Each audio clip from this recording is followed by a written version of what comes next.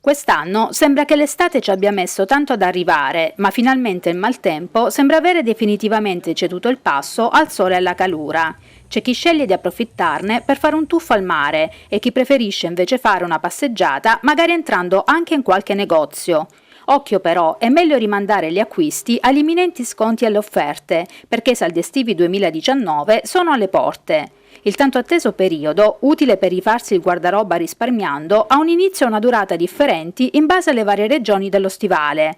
Partiranno tutte, giorno più giorno meno, a inizio luglio, ma se in alcune regioni i saldi finiranno già prima della seconda metà di agosto, in altre si andrà avanti fino a settembre.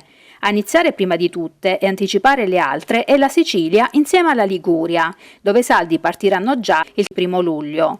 Entro il 6 luglio, comunque, sconti e offerte si vedranno su tutto lo stivale.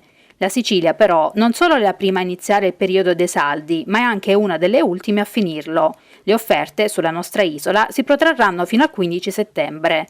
A superarci sarà solo il Friuli Venezia Giulia, dove i saldi andranno dal 6 luglio al 30 settembre. Come sempre, il consiglio è quello di stare attenti alle fregature. La legge prevede che i saldi non riguardino tutti i prodotti, ma solo quelli di carattere stagionale e quelli soggetti al deprezzamento in quanto legati alla moda.